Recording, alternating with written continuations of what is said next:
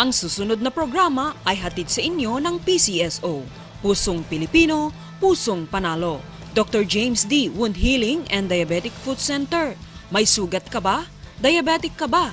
Mag-hyperbaric ka na. Get Squad, Professional Protective and Detective Security Agency. At Hosyo LPG Safety Devices.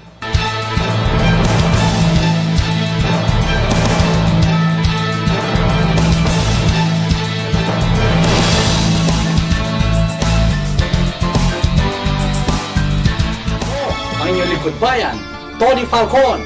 Tony Joy Rojas po, ang General Manager ng Philippine Charity Sweepstakes Office. Kami ang inyong Lingkod Bayan. Ang eleksyon, kasi init ng summer, magbabakasyon na naman. Kaya masusubukan ngayon ang programa ng Department of Tourism. It's more fun in the Philippines. Sapagkat sa mga Pinoy, maghahanap na ng magandang pasyalan. Pero kung taga Maynila ka, hindi mo na kailangan lumabas pa. Dahil dito pa lamang, napakarami po ng magagandang pasyalan.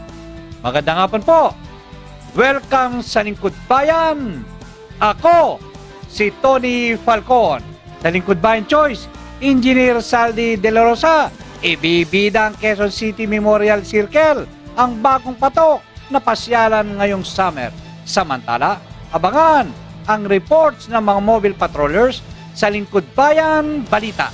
Sa medical and dental services, silipin natin ang walang tigil na serbisyo publiko ng PCSO sa Lang Center of the Philippines. Pagbibigay daan sa talento ng mga kabataan. Pagbigyan natin. Abangan ang lahat ng yan sa pagbabalik po ng Lingkod Bayan.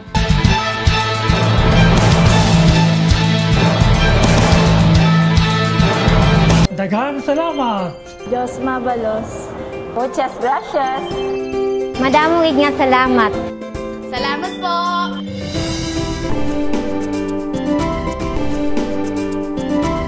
Libo-libo rin ang naaalagaan ng PCSO. Kaya naman panay ang thank you nila sa iyo.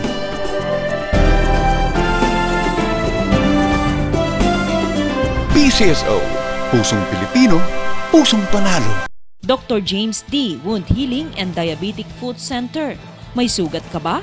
Diabetic ka ba? Magpa-check up ka na. Para sunog ay maiwasan, Hosyo LPG Safety Devices ang sagot dyan. Ikabit lamang sa tangke ng LPG, sa leak, automatic, shutdown. Subok na mahusay at matibay. Ligtas gamitin. Invensyong Pinoy yan. Di kalidad na produkto ng Plaza Business Venture Corporation. Earn big. Be a dealer now. Please call 712-0541, 749-0112.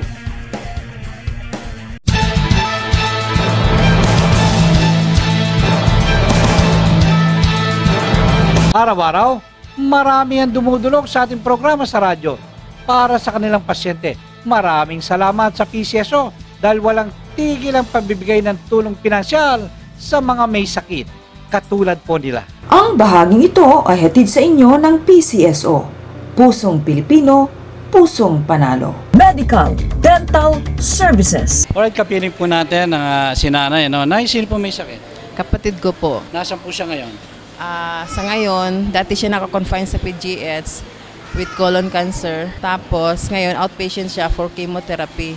Ito ngayon ang nilalakad namin para makatulong sa kanya sa chemotherapy na nagkakahalagang 111,000. Nagpapasalamat po kami sa PCSO na binigyan kami ng guarantee letter para sa kapatid ko, para sa kanyang karugtong buhay ng para sa chemotherapy. Maraming salamat po sa PCSO. Higit sa lahat ang PCSO na sana marami pa silang matulungan ng mga tao na nangailangan sa kanila ng tulong. Sino po may sakit? Ang asawa ko, si Marilu Peña. Ilan taon na po si Mrs.? 53 na po. Saan po siya ngayon? Nasa ospital? Nasa bahay na. Nabigyan na kami ngayon. Nagpapasalamat ako sa PCSO dahil sa mga tulong niya sa aming mahirap na tulad namin. Taos-pusong bumabati sa lahat ng bumubuo ng Lingkod Bayan. Alam ko, laganap na ang inyong pagkakawang gawa. Sana'y matagdagan pa ang inyong matutulungan. Umasa kayo na PCSO ay laging kaagapay ninyo sa lahat ng oras.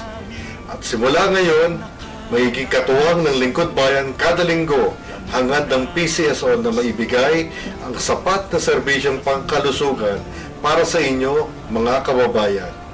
Ang Philippine Charity Sweepstakes Office ay patuloy, walang kupas, pinatatag at lalong pinapalakas pa ang serbisyo para sa inyo. Ang bahaging ito ay hatid sa inyo ng PCSO.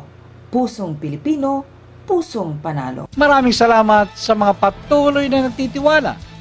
Para sa inyong katanungan, tumawag lamang po kayo sa 544-6641 o di kaya sa cell number 0920-679-6974. Pwede rin kayong magtungo sa aming tanggapan sa number 304 Show Boulevard, Mandaluyong City o di kayong makinig sa aming programa sa radyo sa DWAD 1098 kHz alauna po hanggang alas 2 ng hapon. Kami po'y magbabalik. Huwag kayong kakalas.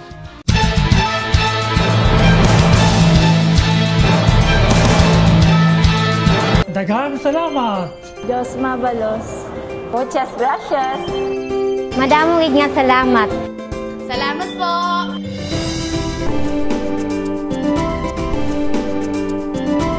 Libo-libo rin ang naaalagaan ng PCSO. Kaya naman panay ang thank you nila sa iyo.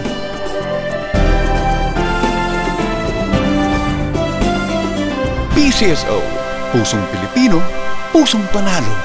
Dr. James D. Wound Healing and Diabetic Foot Center. May sugat ka ba? Diabetic ka ba? Magpa-check up ka na. Daghang salamat! Diyos mabalos. Muchas gracias. Madamong nga salamat. Salamat po.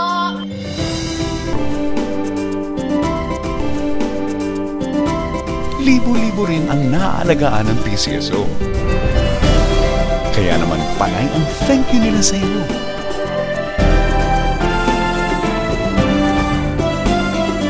PCSO, pusong Pilipino, pusong panalo. Para sunog ay maiwasan, Osyo LPG safety devices ang sagot dyan. Ikabit lamang sa tangke ng LPG, sa leak, automatic, shutdown. Subok na mahusay at matibay. Ligtas gamitin. Invensyong Pinoy yan. Di kalidad na produkto ng Plaza Business Venture Corporation. Earn big. Be a dealer now. Please call 712-0541, 749-0112.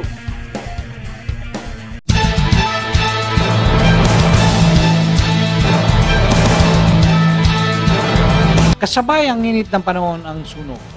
Madalas ang dahilan LPG o kaya ay illegal na koneksyon ng kuryente. Para ligtas sa sunog, mga kaibigan, pakabit na kayo ng Osyo LPG devices. Tawag na sa telephone number 712-0541. Samantala, Engineer De La Rosa, ipapasal tayo sa Quezon City Memorial Circle, ang utak ng kagandaan nito. Sundan sa Lingkod Bayan Choice. Eto muna. Muli na namang nagtipon ang mga empleyado ng Chinese General Hospital and Medical Center na pinangunahan ni Dr. James D., Medical Director Alfonso Chan, Board of Directors at mga doctors ng hospital para sa isang pasasalamat sa formal na pagbubukas ng Outpatient Diagnostic Center ng hospital, kung saan isang high-technology X-ray machine ang binuksan sa publiko para makatulong sa mga may sakit. Ayon kay Dr. Alfonso Chan, sila'y patuloy sa paghahanap ng paraan para maging komportable ang mga outpatient sa serbisyo ng hospital. This unit was created to better achieve our hospital's goal to deliver the best possible care to the greatest possible number of patients in order to better service all our patients. Buong pagmamalaki naman ni Dr. D ang mga moderno at dekalidad na mga machine sa loob ng X-ray unit. I thought of putting out this diagnostic center in order to for the convenience of the outpatient here, to service the 300 doctors here in this building. Well, this is a digital X-ray machine. There is no film. However, it will produce CD. Now, if the patient requires that, then we can provide them with a CD. Samantala, bago tayo magpatuloy, narito muna si Leo Alvarez sa kanyang awitin.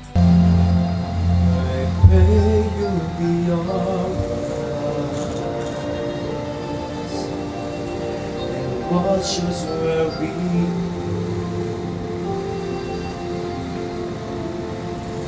help us to be wise. Times when we don't know, let this be our prayer. When we lose our way,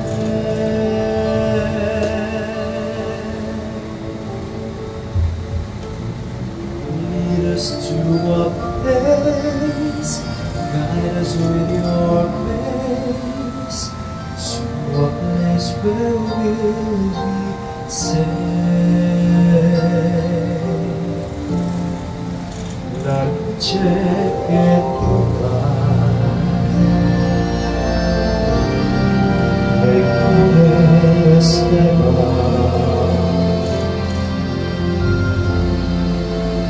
ikot kacik, leternas de la ciel,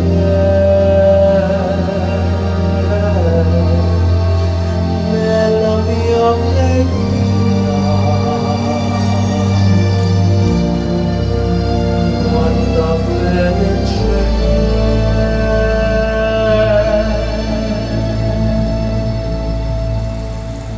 Lead us to a place, guide us with your grace, give us faith so we'll be saved.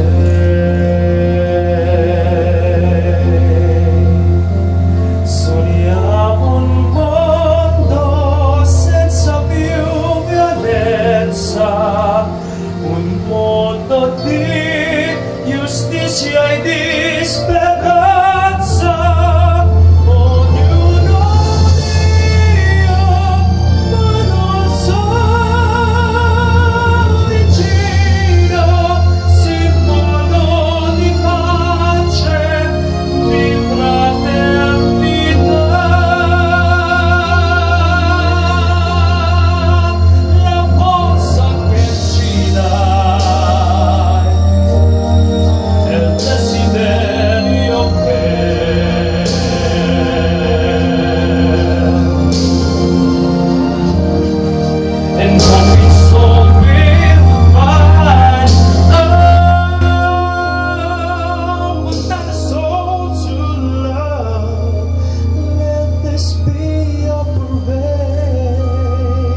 Maraming salamat, Leo Alvarez.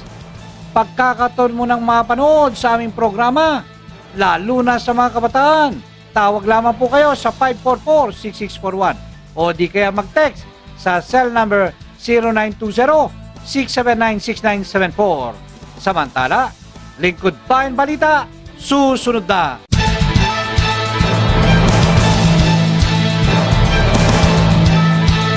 Daghang salamat! Diyos mabalos. Muchas gracias. Madamong nga salamat. Salamat po.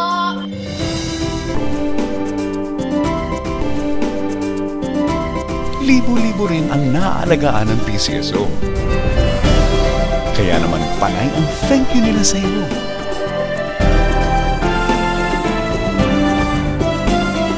PCSO, pusong Pilipino, pusong panalo. Dr. James D. Wound Healing and Diabetic Foot Center. May sugat ka ba?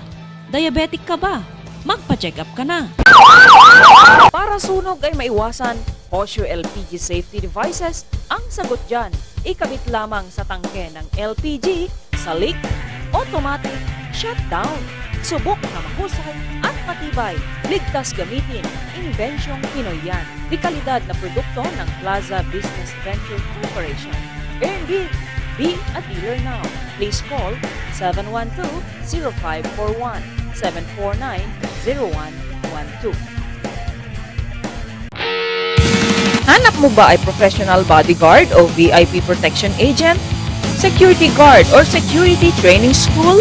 Dito ka na sa totoong eksperto at profesional. Get Squad, Professional Protective and Detective Security Agency. Para sa inyong proteksyon, 473-9662.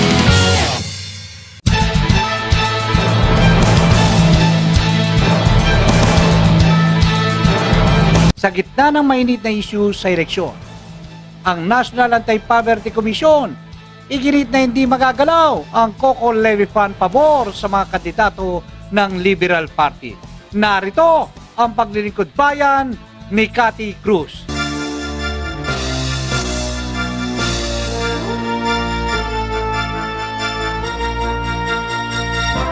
Sugatan ng isang pulis, makaraang sapilitang pasukin ng mga militanteng magsasaka ang tanggapan ng National Anti-Poverty Commission sa lungsod Quezon dahil sa di umano'y paglalabas ng COCO Levy Fund para magamit ngayong darating na eleksyon. Bunsod ng marahas na pagsugod ng kilusang magbubukid sa Pilipinas ay sugatan si Colonel Pedro Sanchez ng Quezon City Police District na kasama sa grupo ng pulisyang rumesponde sa insidente. Naunang nakaengkwentro ng grupo ng mga magsasaka ang mga nagbabantay na gwardya sa Agricultural Training Institute ng Department of Agriculture na humingi ng responde sa pulisya. Napilitang gumamit ng fire extinguisher ang mga autoridad sa mga nagpoprotesta ng makipagmatigasan at pilit pumapasok sa labi ng gusali kung saan naroon ang tanggapan ng NAPSI. Nag-ugat ang nasabing pag-alsa ng militanteng magsasaka sa NAPSI dahil sa binuong Presidential Task Force on COCO Levy Funds na anila ay COCO Levy Fund Mafia. Ayon kay KMP Deputy Secretary General Willie Marbella na ang kanilang ginawa ay dahil sa pagkuha ng 1.6 bilyong piso ni NAPSI Secretary Joel Rocamora mula sa COCO Levy Funds para gamitin sa mga plano kaugnay sa industriya ng pagninyog na di umano'y hindi para sa mga magsasakang programa ng pamahalaan at sa takot na gamitin ito para sa darating na pangangampanya para sa eleksyon ng naging kasama na si Risa Hontiveros ng Akbayan.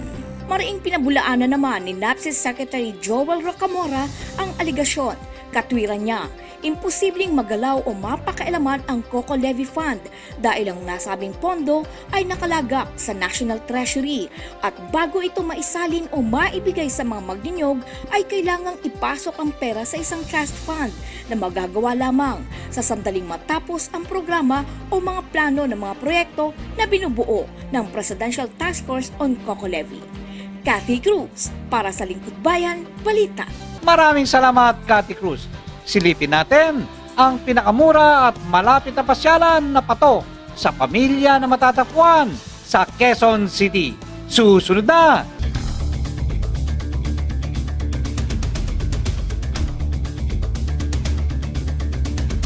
Ang Quezon City ang isa sa mga pinakamalaking syudad sa Metro Manila.